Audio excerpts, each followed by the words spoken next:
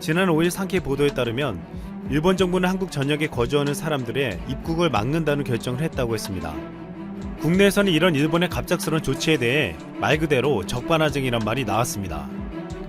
김상조 청와대 정책실장은 5일 KBS 9시 뉴스에 나와 이런 일본의 조치에 대해 정말 실망했다, 심하게 유감의 뜻을 표한다라고 말했습니다. 그러면서 사실 우리가 세계에서 가장 과감한 투명성을 유지하고 있지 않나, 하루에 13,000명을 테스트하고 그 결과를 투명하게 공개하고 있는데 일본이 과연 우리만큼 투명할까라고 하는 것에 대해서 의심이 있다고 했습니다. 오히려 세계 각국에서는 한국과 달리 일본을 안일한 대처와 불투명한 보고로 인해 더욱 위험하게 보고 있습니다. 미국 CNN은 지난 5일 일본이 자국 상황을 축소하거나 숨기고 있다며 파보면 패닉 상태가 올 거라고 예측하는 기사를 보도했습니다. 일본 정부는 하루에 3,800명을 테스트할 수 있지만 아직도 100건 미만으로 하고 있으며 실제로 많은 일본인들이 의심스러워도 제대로 테스트를 받지 못하고 있다고 했습니다. 홋카이도 대학의 역학자 히로시 니시우라는 제대로 테스트하면 실제로는 10배가 될 것이라고 했습니다. 5일 일본 니혼게이자 신문도 일본 정부의 대응이 늦었다고 비판하며 한국은 하루 15,000건의 테스트를 하며 휴대전화 사용 내역을 추적하는 등 정보 파악도 철저하다고 했습니다. 아베는 그동안 도쿄올림픽을 의식해서 소극적인 대처를 해왔지만 국내의 비판이 거세지고 4월 시진핑의 방해도 연기되자 더 이상 외면하기가 힘들다고 분석되고 있습니다. 그래서 한국에 갑작스러운 통보를 했다고 보고 있는데 문제는 한국에 대한 제안을 하면서 아무런 통보가 없었다는 것입니다. 지난해 일본 여행 보이콧에도 불구하고 558만여 명이 일본을 찾았습니다. 아직도 갈등 상태에 있지만 양국이 오랫동안 이어온 비즈니스와 공공교류 등은 계속될 수밖에 없었습니다. 이 때문에 아무런 협의 없이 일방적인 통보를 하는 것에 우리 정부와 국민들은 분노하고 있는 것입니다. 게다가 일본에게 더 어이없는 것은 한국산 수산물 수입까지 막은 것입니다. 4일 관련 업계에 따르면 대일수산물 수출의 주요 항구인 일본 시모노세키항과 부산을 운행하는 위란 선사인 관보에리가 최근 한국발 선박의 냉동탑차 선적을 14일까지 중지시켰습니다. 냉동탑차에는 한국인 운전자가 탈 수밖에 없는데 관보에리는 한국인 운전자가 들어오는 것을 막기 위해 냉동탑차의 선적을 금지한 것입니다.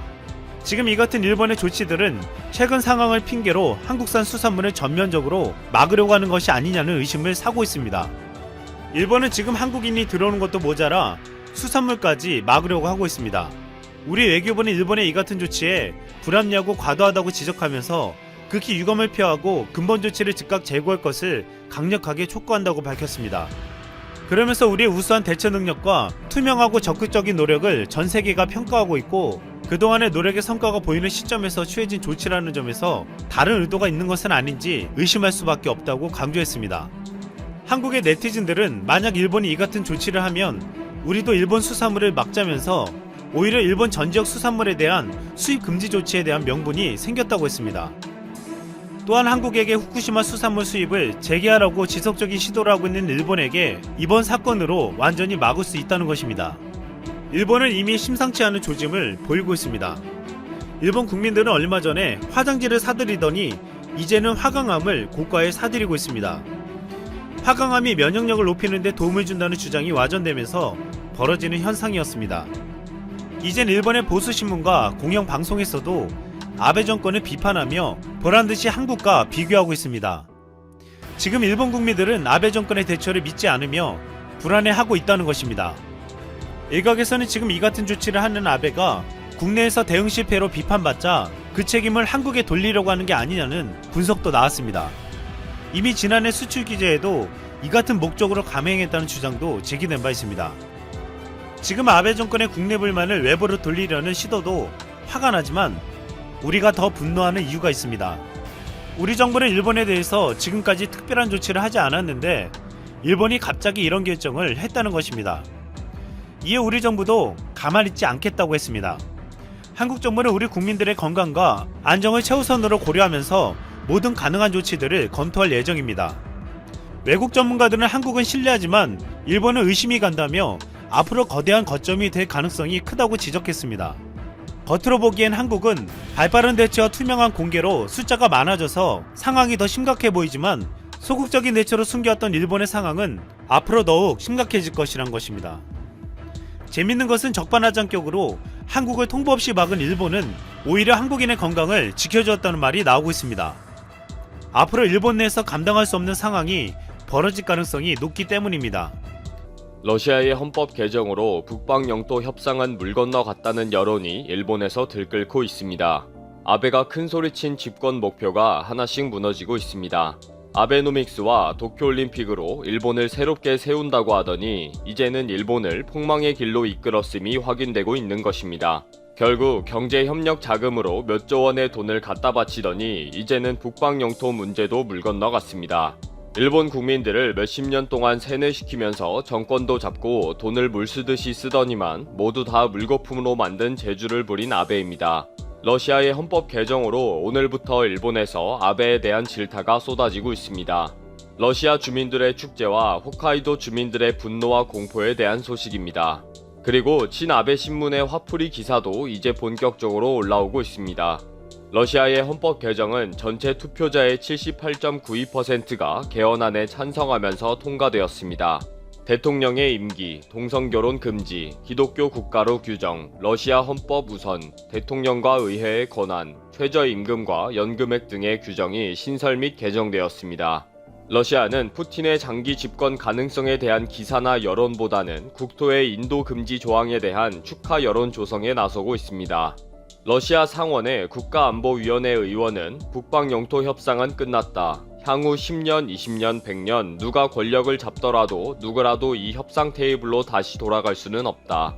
러시아 국민은 이를 허락하지 않는다 라고 발언했습니다. 사할린주 지사도 헌법 개정안이 통과된 후에 사할린주의 주민들에게는 헌법 개정으로 국경의 불가침성을 보장받는 것이 매우 중요하다.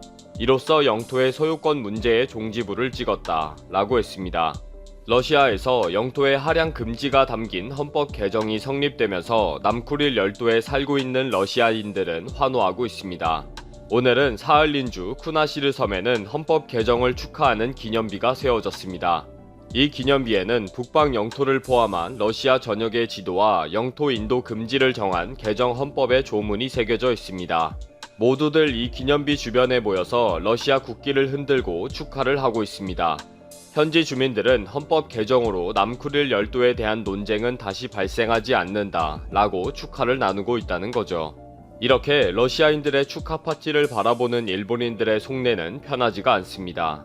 특히 북방 영토를 자신들의 영토라고 생각하고 있는 홋카이도 주민들은 엄청난 심리적 고문을 당하고 있는 것이나 마찬가지입니다.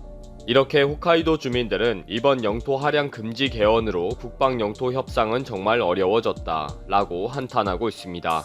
러시아 국내에서 이미 영토 문제는 이것으로 끝이라고 선전하고 여론이 높아지고 있다. 정말 걱정이다 라고 분위기를 설명하고 있습니다. 아베 정부는 아직도 국경 획정 작업으로 영토 문제를 해결하고 평화 조약을 체결할 수 있다 라고 하지만 이미 물 건너간 이야기라고 인식하고 있습니다. 이렇게 북방 영토 4개 섬이 바로 보이는 홋카이도 주민들은 불안해하고 있습니다. 아베 정부는 남쿠릴 열도를 어떻게든 움직인다는 기계로 협상에 임하기 바란다 라는 호소를 하고 있다고 언론에서 보도하고 있습니다.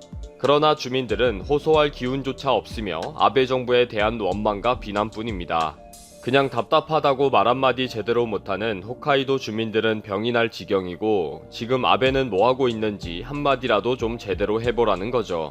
홋카이도의 여론이 이렇게 연일 일본 언론을 통해 보도가 되면서 아베와 아베 정부 그리고 아베를 지지하는 친아베 언론들은 이 불을 끄기 급급합니다.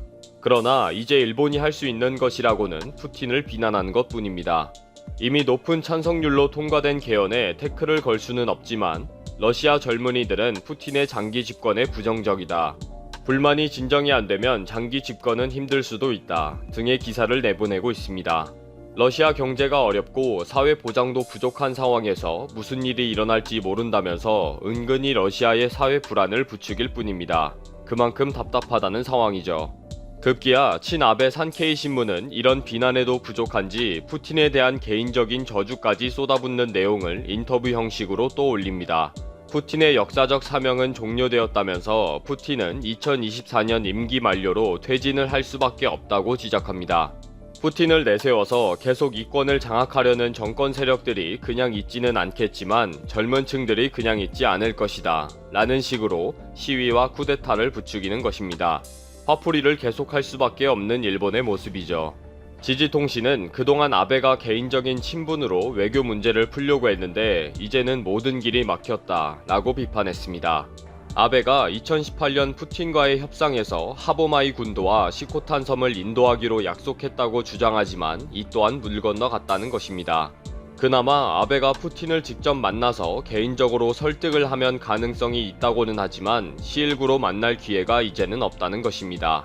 9월에 열리기로 한 블라디보스톡에서 예정된 동방경제포럼도 중단되었고 미국 뉴욕 유엔 총회도 화상회의 형식이 되어버렸다는 것입니다.